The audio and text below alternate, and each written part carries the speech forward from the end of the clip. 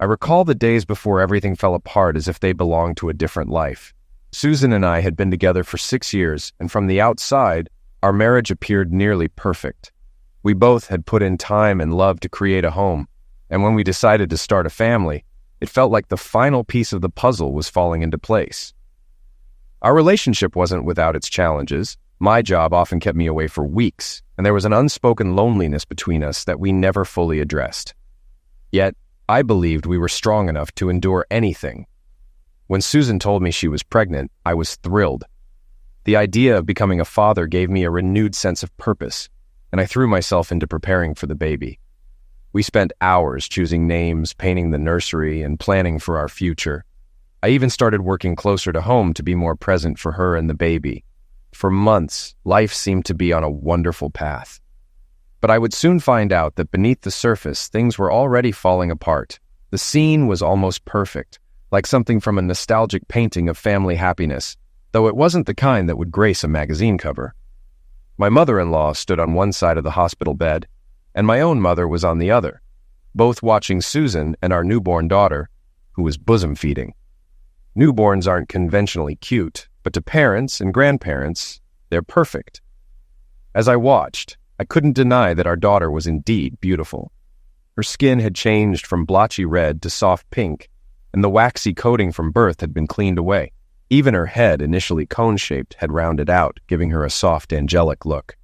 I had a feeling she would grow to look like her mother, Susan, my wife of 6 years, whom I had always seen as the love of my life.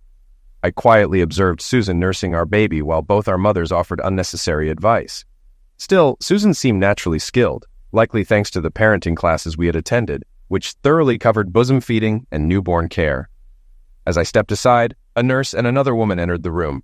"This is Miss Dinkins from administration. She has the birth certificate application for you to fill out," the nurse, whose name I couldn't recall, informed us.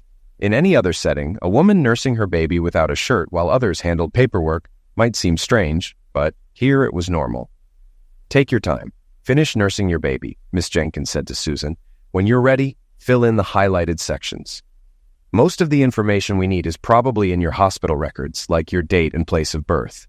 But we'll also need both your full names, your maiden name, your ages, and a few other details. We'll take care of the rest and send it to the parish courthouse. You'll get a copy of the birth certificate in the mail in a couple of weeks." With that, Miss Jenkins turned and left. "Honey, why don't you fill in the details? I'm a bit tied up right now," Susan said with a smile. I didn't return the smile. "No, I think I'll leave it to you for later once you're not busy with the baby," I replied. "Besides, we should probably wait until the DNA test results come back to confirm if I'm really the father. If this were a movie, you'd imagine the sound of a record needle screeching to a stop." Everything froze. 3 of the 4 women stared at me, mouths agape in shock. The 4th, the baby, was the only one not looking. But she was the only one who made a sound when her feeding was suddenly interrupted. Her cry barely covered the collective gasps. My mother-in-law was the first to speak. "Are you out of your mind? Why would you even suggest something like that?" she shouted, glancing at Susan, whose face shifted from shock to confusion and then to anger. "How dare you accuse me of having someone else's baby? What kind of woman do you think I am?" Susan shot back. Then she hesitated, attempting a weak smile. "Oh, I get it. It's April Fool's Day. You're pulling a prank on us." "Well, it's not funny at all. You should know better." Her body language told a different story. Her shock was unmistakable. I stood there watching her. "I'm completely serious," I said coldly. "There's a real chance I'm not the father." "How could you possibly think I'd cheat on you? Have I ever given you any reason to suspect me? Name one time I've given you cause to think I'm seeing someone else," she demanded. Ignoring her question, I continued. "So, you're going with your usual response, deny, deny, deny, and you're doing it with a straight face too. I've got to say, I'm impressed." I turned to my mother-in-law. "Maybe I should move the car seat from my car to yours so you can take her and the baby home this afternoon. It would be helpful if you could stay with Susan for a while. Although both you and Mom have offered before, we insisted we could handle it, but she could really use the support since I won't be around." As I started to leave the room, a firm command from behind stopped me in my tracks. "Stop right there, Jason Louis Fontenot." My mother's voice demanded my attention. I halted, turned and faced her, bracing myself for what was coming. Both my mother and mother-in-law exchanged worried glances while Susan began sobbing uncontrollably. "No, you can't leave me and little Connie. She's our baby. You're her daddy," Susan cried. Before responding to my mother, I addressed Susan. "I know I'm supposed to be the daddy, but am I actually the father? There's a difference, you know." My mom snapped me back to attention with a poke to my chest. She closed the small gap between us, grabbed the front of my shirt, and pulled me close, locking eyes with me like she did when I was a kid. "What the hell is wrong with you, Jason? Why this sudden stupidity? You can't back out of fatherhood now. That's done. You were thrilled when Sue told us she was pregnant. You've been devouring baby care books, buying and assembling the crib, changing table and everything for the nursery. You even painted it pink and yellow with cute little animals. Every week you bring home a new toy, some she won't use until she's walking." Mom paused, giving me a piercing look. "So what's with the sudden change of heart?" "I've had a bit of an epiphany," I admitted. "I'm not as eager about this anymore. I'm sure you've noticed." "Hey, Tony," my mother-in-law chimed in. "We've all noticed you haven't held Connie or even really looked at her. We thought the reality of being a dad was just sinking in.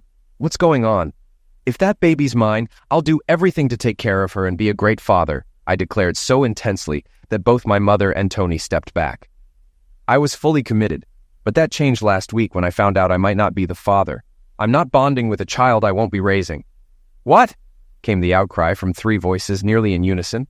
"I'll provide for her if she's mine, but if not, Clive Adams can take responsibility for his own child," I said loudly. At the mention of that name, Susan suddenly cried out, "Clive and I never did anything. We've never been physical engaged. How can you accuse me of that?" As I moved closer to the foot of her bed, Mom and Tony exchanged glances, their eyes darting between Susan and me. "Really? You're still going to deny that you had an affair for almost 6 months and only ended it 7 months ago after finding out you were pregnant and telling him? From what I've heard, he told you to make sure I never found out." Susan's face flushed. "No, we absolutely did not. Anyone who says otherwise is lying." "Who is Clive Adams, and who told you about this so-called affair?" Tony demanded, her voice rising. "I want to know who's spreading lies about my daughter." Ignoring the first question, I answered the second. "Clive Adams himself," I said quietly. Before Tony could react, and perhaps because of her exhaustion and distress, Susan blurted out, "Clive would never tell you that. He promised." Tony looked back and forth between her daughter and me, catching on to Susan's slip. "I need to know exactly what you know," she said firmly. I paused before addressing Susan. "Clive spilled everything. He confessed it all. But, to be fair, he was under a lot of pressure at the time. And he let it all out in the middle of his screams," I admitted. "That's nonsense," Susan replied, her voice shaky. "Clive was just fine when he called me yesterday to check on me and the baby." Her exhaustion after giving birth was apparent, and she may not have realized the slip-up. But her words hit us all. Tony slumped a bit, and I glanced at my mother, who was wide-eyed, taking it all in. "So you're still in touch with your old flame?" I said. "Did he give you more advice on how to keep me in the dark about him possibly being the father?" Susan broke down into sobs, her crying so intense that 2 nurses rushed into the room. "We were so careful. There was no way you could have known. No one knew," Susan sobbed.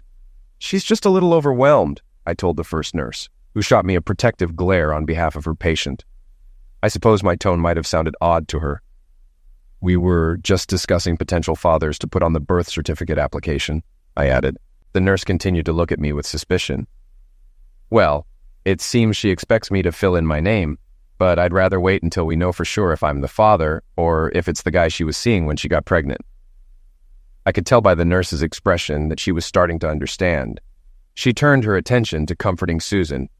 "Miss Fontenot, let's calm down now. Remember your breathing techniques from labor. Cheryl will get something to help you relax if needed. But let's try natural methods first. We don't want anything passing into your milk, right? So let's start with some deep breathing. Inhale with me, deeply." As I watched the nurse soothing Susan, I didn't notice my mom and mother-in-law approaching. "You need to explain what's going on," my mom whispered sharply. I was startled. Mom rarely spoke this way, but she'd done it twice today. Clearly something big was happening. "Judging by Sue's reaction," my mother-in-law added, "I want to know the full story. What, when, and how. This is completely unexpected." "Well, it should be obvious," I replied, glaring at both women. I was getting annoyed that I was the target of their frustration, not Susan. She was involved with a coworker when she got pregnant. At least one other man besides me. I can't say for sure if there were more. Susan pulled herself together surprisingly fast, considering she'd seemed on the verge of a breakdown just moments earlier. "We were so careful," she asked, her voice filled with desperation. "How?" I saw the same questioning look from my mom and Tony. They were eager to know more. "Yes, you were very discreet. I had no idea. Neither did anyone else," I admitted. But Clive, being the charming seducer he is, couldn't resist bragging. He needed to show off his conquests, this time his latest one. He couldn't help himself. "You know Cheryl Watkins, right?" I asked, and Susan nodded. Cheryl had been her coworker for years. Cheryl and her husband Steve were part of our social circle. Well, Clive almost convinced Cheryl to meet him at a hotel. Her biggest fear was that he might talk and her husband would find out. She wasn't sure she could trust him to stay quiet. So, to prove he could keep a secret, he spilled the details of his past affairs. Whatever you want to call them. Conquests, hookups, girlfriends. He dropped a few names and gave enough details to make her believe him. He even asked if she could guess who else he'd been involved with, excluding his public girlfriends, married women, or single women from work. Of course, she couldn't. So, to further convince her, he mentioned some women from the office she knew. "The one before you was Sandy. She backed out after a few months when her husband got suspicious. Then it was you for 6 months, but you ended things when you found out you were pregnant. Clive told Cheryl you were hoping your husband was the baby's father, but he wasn't willing to keep the affair going. He made sure Cheryl understood how crucial it was that your husband, meaning me, never found out because he thought I might leave you and not want to deal with child support. During that time, you were very open about your pregnancy. You were happy and shared the news with everyone at work. But despite your excitement, I noticed you didn't show any concern about who the baby's father was. It seemed like you assumed I wouldn't question it. And even if I did, I'd stay committed to the child and ignore any doubts. But that's not something I was willing to accept." I paused briefly, letting my words sink in. Susan sat in silence, her face betraying emotions she struggled to hide. Tony and Mom listened intently, absorbing every word. They wanted answers just as much as I did. It turns out Lana Richard was Clive's next affair. Her husband grew suspicious when she suddenly started working late, so she had to be cautious. She ended up being late to pick up their youngest from daycare a few times. With this disruption in his bed life, Clive shifted his attention to Cheryl and succeeded again. As I said, he's a smooth talker, telling her exactly what she wanted to hear to win her over. Apparently, he's also quite skilled in bed, keeping his married partners satisfied and coming back for months. Tony and Mom exchanged glances, then turned to Susan. "And how exactly did Cheryl end up confessing?" Mom asked, trying to piece everything together. "It wasn't on purpose," I explained. "Apparently, Cheryl's quite vocal during closeness," I added, making Tony wince. "She accidentally called out Clive's name in the heat of the moment. Her husband, Steve, pushed her about it, and she confessed." I chuckled, recalling the story Steve had shared over a beer. Cheryl wasn't one for primal noises like Susan. She preferred to say exactly what she wanted during closeness. According to Steve, one night Cheryl shouted, "Give it to me, Clive. I love it." Steve sounds nothing like Clive, and of course Steve knew him. He was well aware of Clive's reputation as a womanizer, or as we guys say, a ladies' man. He connected the dots and confronted Cheryl. That's how he explained it to me. Mom and Tony looked shocked by the details, unable to hide their reactions. When Larry, Lana's husband, found out, he was furious. As you know, Larry's a police officer, and being in law enforcement adds another level of complexity. He kept quiet for a week, waiting for the baby to arrive before taking any action. We didn't want to put any extra stress on Susan in her final stages of pregnancy, but now that the baby is here, it's time to be upfront about what Clive has done and the fallout that comes with it.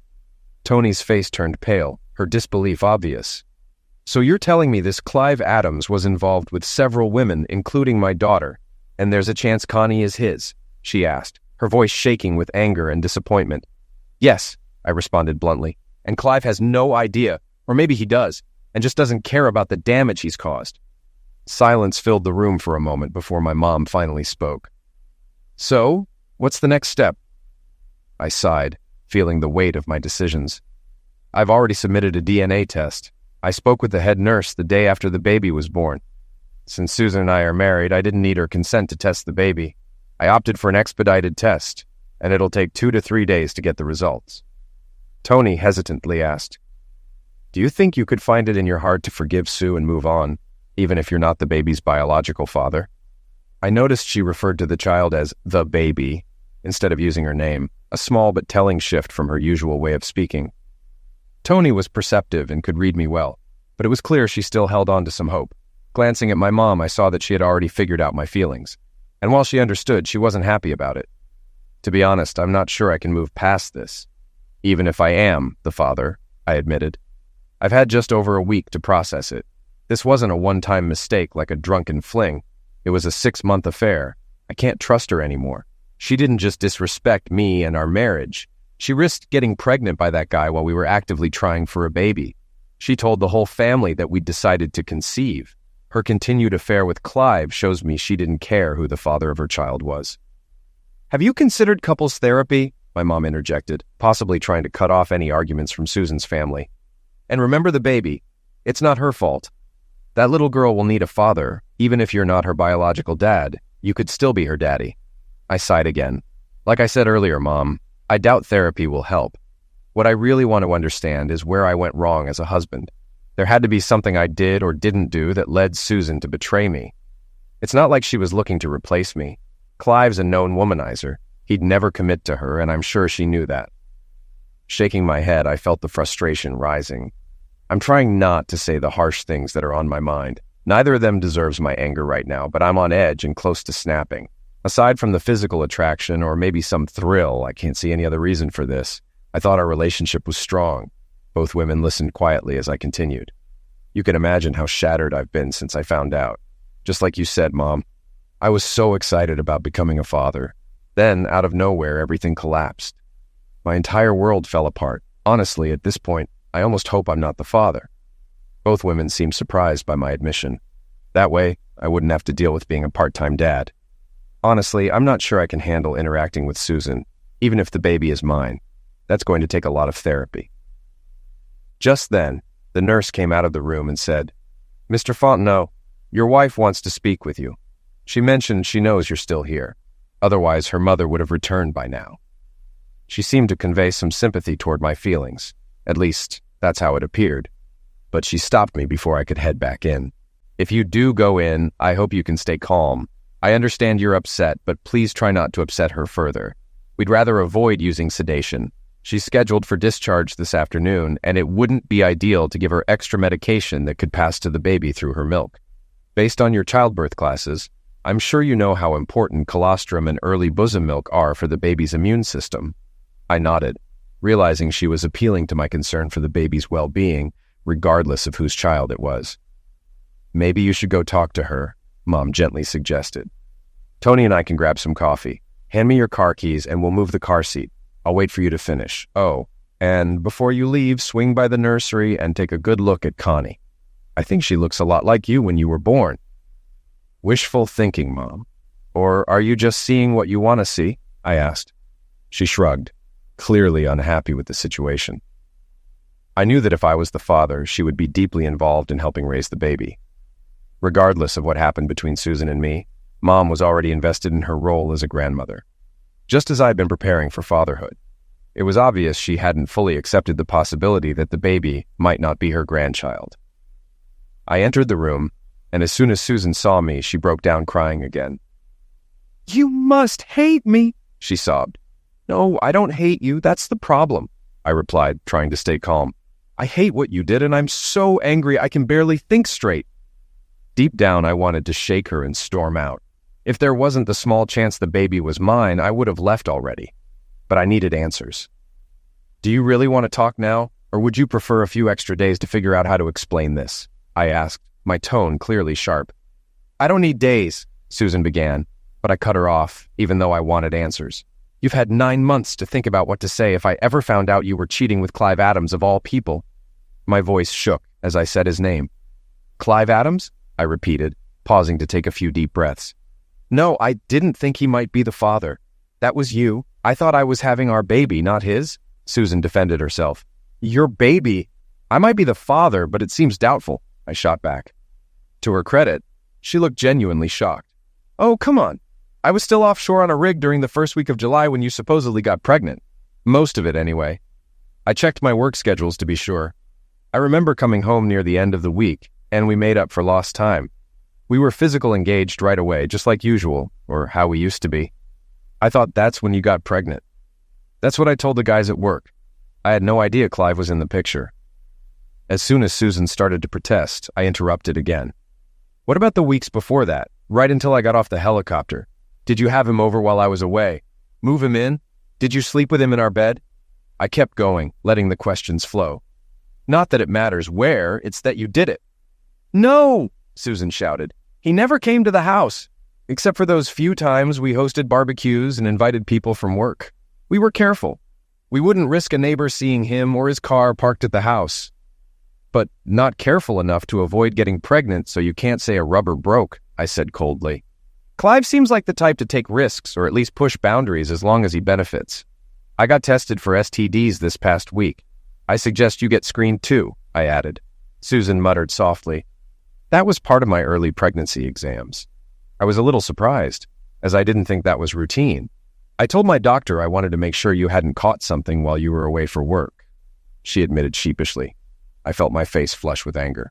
So your OBGYN thinks I might have been the one cheating, and instead of telling the truth, you let her believe that? I had more questions, and I needed answers. Why did you cheat? And why with him? Why would you risk getting pregnant by Clive? Why not just go back on birth control and pretend you wanted to wait longer to have a baby so you could sleep with him without the risk? Susan looked down. I don't know. I was lonely. You were gone a lot. I was aroused, and Clive was there. We started talking, and before I knew it, we were already close. I knew he wasn't looking for anything serious. She hesitated, clearly struggling with the next part. As for why I didn't go back on birth control, I was already seeing Clive before we decided I'd stop taking it. He refuses to use rubbers. I'd take a shower afterward to lower the risk a little. I know it wasn't the safest method, but I thought it was the best option. I muttered sarcastically. Keeping your legs closed would have been a better option. Susan looked shocked, and I hoped she wouldn't shut down before I got more answers. So, you cheated on me for about 4 months before getting pregnant, and then kept it going for another 2 months after? I asked, trying to push the conversation forward. Susan nodded. I suspected I might be pregnant, but I didn't want to stop until I was sure. I justified it by thinking if I was already pregnant, it didn't matter if I kept seeing him. She winced at her own choice of words. Clive ended things after I told him about the baby, she admitted. He didn't want to risk you finding out and having to be responsible if the baby was his. So you two talked about your options, I said. Yes, we both thought you'd never suspect that Connie wasn't yours, she said quietly. And there was a good chance she wasn't his, especially since you came home that first week in July. We were together all the time, and I didn't see Clive at all when you were home, she added. So you had a relationship with Clive while I was away, working to support us and the life we wanted, I said, piecing it together. Was it out of resentment because I wasn't around, or... I almost asked the harsher question, but held back. Susan quickly shook her head, trying to dismiss the implications. No, it wasn't like that, she insisted. It was purely physical. I felt desire when you were away. Clive and I only had physical closeness when you were out of town. We met at his place 3 or 4 evenings a week. We were careful. I didn't stay overnight every time and tried to make it seem like I was mostly home. We never showed any affection at work that would suggest we were more than friendly colleagues. Her words sounded rehearsed, as if she had been justifying it to herself for a long time. And no, he's not better endowed, and he's not better in bed, she added, sensing my unspoken questions. We didn't do anything you and I don't normally do. It's just that he was there when you weren't. It was fun and exciting. That's the best way to put it. And no, I didn't do it to get back at you. It was something I did for myself. Her honesty stung. It felt as if the affair had become something she rationalized for her own satisfaction. I clenched my jaw. If you were only mine when I was around, you were never really mine, I said, trying to hold my gaze steady. You were my wife, but his mistress. You were so careful not to get caught. But then you got pregnant, I added bitterly. I guess you never thought about what would happen if I found out later that our oldest child wasn't mine. Maybe because of a blood type difference, or if she didn't look like our other kids. That's assuming you didn't cheat again and let another man father your next child, or go back to Clive for another one. Susan shook her head frantically. No, I promised I'd never cheat on you again. And I knew once you bonded with Connie, you'd never leave her, even if she wasn't biologically yours. Just look at how you've already been with her. You're fully devoted to that baby. Even Clive agrees. A few points for you, I guess, I said sarcastically. You and Clive kept talking about the possibility he was the father. You mentioned he called yesterday to check on you, and it's obvious you two discussed how to manage me, keeping me in the dark and planning for my reaction. Susan started to fidget, clearly uncomfortable. And the key word here was, as in I was invested in being that baby's daddy, I said coldly. Both moms noticed I haven't held her once. I haven't changed her diaper, swaddled her, or even taken more than a quick look at her from afar. I'll make an effort to change that if the DNA test shows I'm the father after all. I looked her straight in the eye. Let me ask you something. Did it ever really matter to you whether I was the father or Clive? Susan didn't deny it.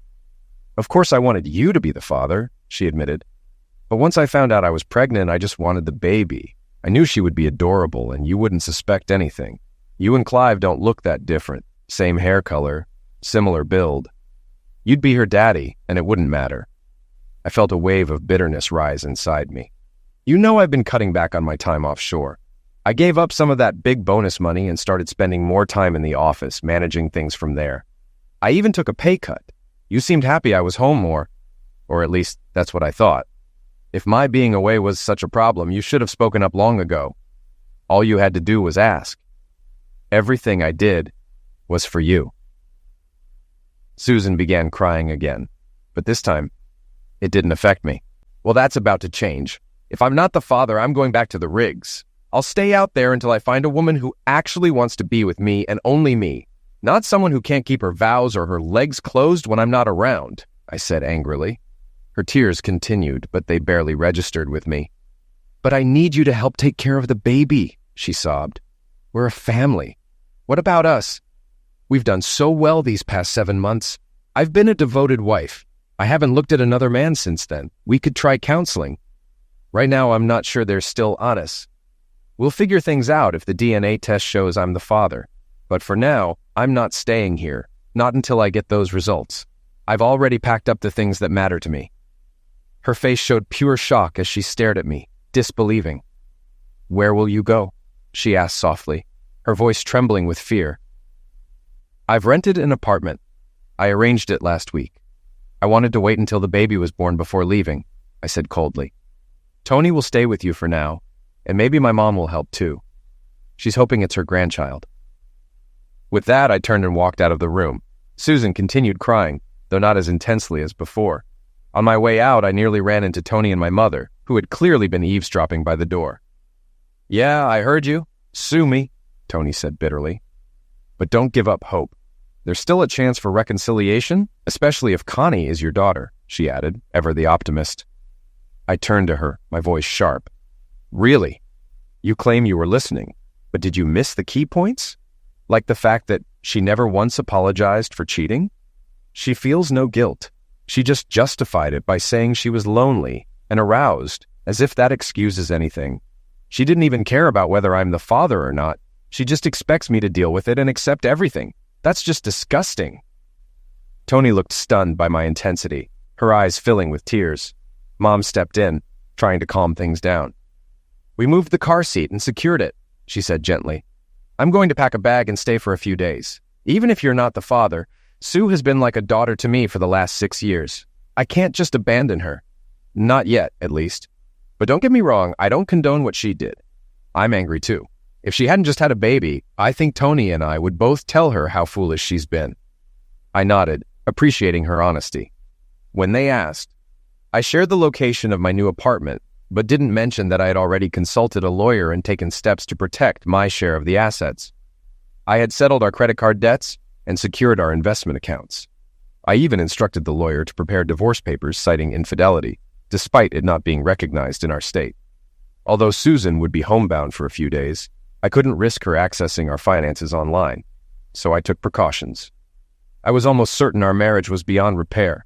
The small bit of doubt I had, based on the happiness we'd once shared, vanished completely. Trusting her again seemed impossible.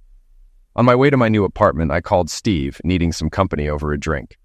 I had planned to take a few weeks off work after the baby was born to help my wife adjust, sort of like a male version of maternity leave. But right now, being alone wasn't what I wanted. Since Steve had a flexible schedule, he met me at the bar. He worked for his father-in-law's company and figured he wouldn't be there much longer, especially after Cheryl's confession. "You talked to Susan, I take it?" Steve asked. I confirmed and shared the details of our conversation. "I've consulted the same lawyer you did. Luckily, Cheryl's father insisted on a prenuptial agreement when we got married. He wanted to protect his business. While Cheryl has some stock, she doesn't get dividends or have any real influence. She'll keep the stock, but I'll get nearly everything else." We had talked about this before, and Steve knew Susan would be entitled to half of our shared assets, which was a significant amount. Both of us had contributed financially to the marriage. With Susan earning a good salary, I was hoping to stir things up enough to avoid paying her alimony. I thought Tony might help with that. As for child support, it only mattered if the baby was mine, which I still doubted. "I'm going to pay for this," I grumbled. "The courts will punish me, even though I did nothing wrong." Steve nodded. "Larry and I went to see Don Ducat, Sandy's husband, and told him about her affair with Clive," he said. As expected, he was furious. Larry, being a cop, warned him not to do anything reckless. I nodded. Don was mad at us too. Couldn't believe we were just going to let Clive get away with making fools of us. He called us weak for not confronting Clive right away. Larry surprised me by saying, "Who said anything about letting that idiot off easy?" I told Don not to do anything stupid. Nothing that'll get him caught. Clive isn't worth going to jail over just because he acted impulsively. Don may be quick-tempered, but he's not dumb, Steve added. He said, "So, I just need to make sure I don't get caught when someone deals with Clive." We joked about it, and he calmed down enough to listen. I chuckled darkly. "Yeah, we know something has to be done about that idiot. Clive needs to be dealt with, but it has to be done carefully, and castrating him isn't the right answer." Steve gave me a baffled look. "You must be out of your mind," he said. "He can't just walk away from this. Even if he can't have more kids, he still has financial responsibilities, and he's accountable for destroying marriages. Yours, mine, and probably Don's. Larry might stay with Lana for now because of their kids, but his decision depends on how Lana reacts when he confronts her tonight. He's been putting it off because of you."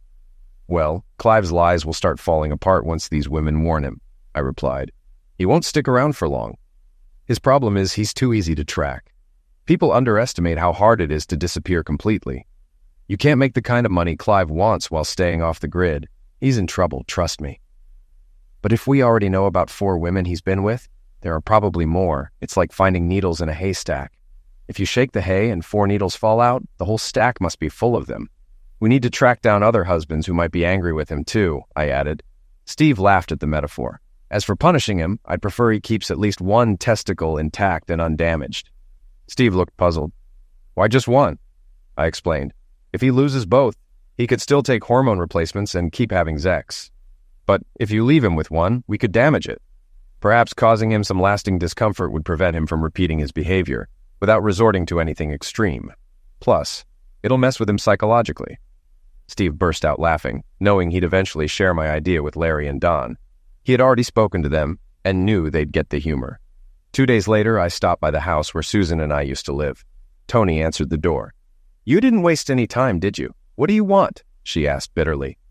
"Susan got the divorce papers this morning," I said, feeling a mix of guilt and relief. "She's been crying nonstop since then. The only time she seems okay is when she's caring for Connie. I can't really blame you, but I thought you'd hold off. She's really upset. I doubt she'd even consider another relationship after all this. Do you think there's any chance for reconciliation if you both go to counseling?" Tony asked, still holding on to hope.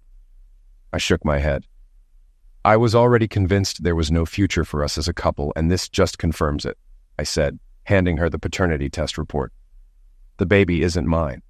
Tony looked at the envelope, tears streaming down her face. She was heartbroken. The weight of her shattered hopes and dreams hit her hard. After a final hug, she turned to break the news to her daughter. I had already told my own mother. She was deeply upset at losing the chance to be a grandmother. Too angry about Susan's infidelity, she had chosen to stay home and not be with Tony and Susan while waiting for the DNA results. She, too, was a sufferer of Susan's and Clive's betrayal. The whole town was buzzing about Clive Adams and his affairs with married women. In the days that followed, Steve, Larry, Don, and I confronted our wives, and we didn't hold back on naming him. In fact, we made a point of exposing his actions. Though none of us liked the label of betrayed, we stood firm and shared how our wives had fallen for his charm. Clive's strategy seemed to involve bragging about his past conquests to Cheryl, and the other women were swayed by his smooth talk. Despite their seemingly happy marriages, they were drawn in by Clive's allure and enjoyed what he had to offer. As his affairs became public knowledge, fathers of babies born to women linked to him started demanding paternity tests. I later heard about 2 more children he fathered. Suspicious husbands began questioning their wives about their activities, and some couples even sought counseling.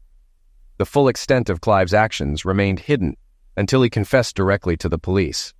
You'd think someone living the life Clive chose would keep his assets liquid, ready to flee at a moment's notice. But instead of converting his high income into cash, stocks, or easily transferable assets, Clive decided to buy a house and invest in multiple real estate properties. Even his home furnishings were extravagant, with valuable artwork on the walls, alongside the typical hunting and fishing gear common in our area. His boat was outfitted for both water skiing and fishing. While law enforcement may not have initially pursued him, even if Clive had managed to liquidate his assets and flee, private investigators could still have tracked him down. It's hard to completely disappear when your social security number is needed for any high-income, non-cash job, no matter how far you run. Clive may not have fully grasped the danger he was in geographically. He severely underestimated the anger of the husbands. Instead of leaving the area right away, he stayed and paid the price. Just a few days after word of his affairs spread, Clive was found on the sidewalk near his house during his morning jog. He was in shock and barely conscious. A passing jogger found him and immediately called an ambulance. She couldn't cut the straps binding his arms behind his back. When she tried to roll him over, he screamed, so she wisely stopped, fearing she might make things worse. When paramedics arrived, they discovered his groin had been crushed. The tool used was a 3-pound sledgehammer. I picked up this detail from Larry, the cop, while we were at the bar. He shared the story with Steve, Don, and me, both cheerfully and seriously, mentioning how 2 detectives had jokingly told him that if he ever had a 3-pound hammer with mysterious tissue on it, he should toss it into the swamp. I had nothing to do with what happened to that guy's manhood, but I'm just passing along what my fellow officers told me, Larry said with a sly wink and a barely concealed smirk. Clive had no idea who attacked him. He vaguely remembered hearing his doorbell ring. Whether it was late the previous night or early that morning, he couldn't recall. It was dark, and he had been asleep. I think they used a taser, Clive told investigators. They shocked me down there a few times. I remember that. There might have been 2 of them, but I'm not sure. I was pretty out of it. One of them said something about not going after another man's wife. After that, it was just unbearable pain. Understandably desperate to see his attackers brought to justice, Clive gave investigators the names of every woman he had been involved with over the past few years, married or otherwise. The list was surprisingly long. With so many leads to follow, the investigation became complicated. Despite numerous suspects, no solid evidence pointed to anyone, and because the timing of the attack was unclear, alibis were difficult to confirm. Privately, Larry confided to Steve and me that the investigating detectives believed Clive Adams had gotten what he deserved. After a few months, the investigation stalled and reached a dead end. As expected, Susan received half of our shared property. The house was sold and a new family moved in, bringing their young daughter into the nursery I had painstakingly painted with little animal designs. I hoped she appreciated the care I'd put into it. Susan moved back to her mother's house and she struggled to care for the baby alone. At least with Tony, she wouldn't be lonely. I had no interest in her romantic life anymore. Susan called me once to apologize, likely after Tony pressured her. However, she didn't clarify what she was apologizing for, whether it was for the infidelity, getting pregnant by another man, or for me finding out and divorcing her. I didn't ask. By then, I had moved on. When she suggested meeting to talk, I declined. She also asked if I knew about Clive's situation and whether I had any involvement. I simply said, he got what he deserved, and ended the call. After that, we never spoke again, and everything was handled through our lawyers. I often wondered how much Susan would spend trying to legally force Clive to pay child support. Knowing he wouldn't do so willingly, she'd eventually get it, but hiring a lawyer would drain her savings. Clive was facing several similar lawsuits, and I heard steps were being taken to stop him from selling his real estate. Between his medical bills, legal fees, and upcoming child support obligations, he wouldn't have much left, and that's assuming he could keep his job. 18 months later, at 3 a.m, I stood leaning against the lower rail of the Econ 626 rig in the Gulf of Mexico. The cool autumn breeze was refreshing, and my lightweight windbreaker kept me warm. It was one of my last routine visits to the rigs. I had met a woman and decided she was worth pursuing. We had a great connection. While I wasn't sure where it would lead, I was now open to the future. It was time to accept the job offer at headquarters that I had turned down twice before. As I unzipped my jacket, I felt the weight of the lump hanging over my belt. Its persistence confused me. Though I had tried to get rid of it many times, I couldn't bring myself to let go. The risk of keeping it made no sense, yet it gave me a strange comfort. It was like I had reclaimed a part of myself. Without further thought, I pulled out the heavy hammer from its hiding place and threw it into the sea. Update. After that moment in the hospital, when I walked out on Susan and Connie, the world seemed to slow down. Everything felt detached, like I was watching my life play out from a distance, unable to control anything, just a bystander to the wreckage I had helped create. The days turned into a blur, each one feeling like a burden, heavier than the last. Work was my salvation, if you could call it that, but even the rig, which had once felt like a second home, became a place where I couldn't escape my own thoughts. I rented a small apartment not far from the house where we used to live, a cold, impersonal place, like a motel room you stayed in for a few nights and then moved on. I didn't furnish it much. What was the point? I spent most of my time out of the place anyway. If I wasn't at work, I was at the bar, nursing beers and nursing my broken pride. It's funny how things fall apart all at once, like a dam bursting after the smallest crack. Susan and I had been good, hadn't we? Or was that just my version of the story? Maybe I'd been blind all along, ignoring the signs because I didn't want to admit the truth, that our marriage had cracks long before Clive slithered his way in. For weeks after leaving, I debated whether to meet Connie again. My mother kept asking, "Have you gone to see the baby yet?" As if seeing her would somehow make me forget everything. But how could I look at her without wondering if she really was mine? I'd told myself I'd stay away until the DNA results came back, but even after they confirmed what I'd feared, that I wasn't the father, I couldn't stay away. There was this part of me, twisted as it sounds, that was still drawn to her, to the baby I had prepared for, to the life I had imagined. In a way, I felt like I was abandoning not just Susan, but a part of myself. I did eventually go back, not for Susan, but for Connie. It wasn't some big emotional reunion or anything, no grand gestures. I walked in, Tony handed me the baby without a word, and I sat down on that same couch where I had once imagined our family's future. Holding her, though, it wasn't the catharsis I had hoped for. I stared down at her tiny face, and all I could see was Clive's betrayal, Susan's lies. Connie was innocent in all of it, sure, but that didn't make it easier. It didn't make me forget. Tony's voice pulled me out of my thoughts, reminding me that I couldn't escape reality forever. "You're not the father," she said, quietly but firmly, as if she were trying to convince herself just as much as me. "You don't owe anything." I left without looking back. After that day, I made a conscious decision to move on. And by move on, I mean I tried to bury myself in work, in anything that kept my mind busy. I accepted the job at headquarters I'd been offered months ago, trading in my time offshore for a desk job in the city. The rhythm of office life was different, and yet no matter how far I went, I couldn't outrun the echoes of what had happened. But something strange started to happen as time went on. I met someone new. Her name was Lily, and she was unlike anyone I'd ever known. There was a quiet strength to her, a calmness I didn't realize I needed until it was there. We met through mutual friends, and what started as casual dinners turned into something deeper. She didn't push me to talk about what had happened with Susan, thank God, but she was there when I needed to talk, even if all I could offer were pieces of a broken story. With Lily, things were different. She made me believe in a future again, one where the past didn't have to define me.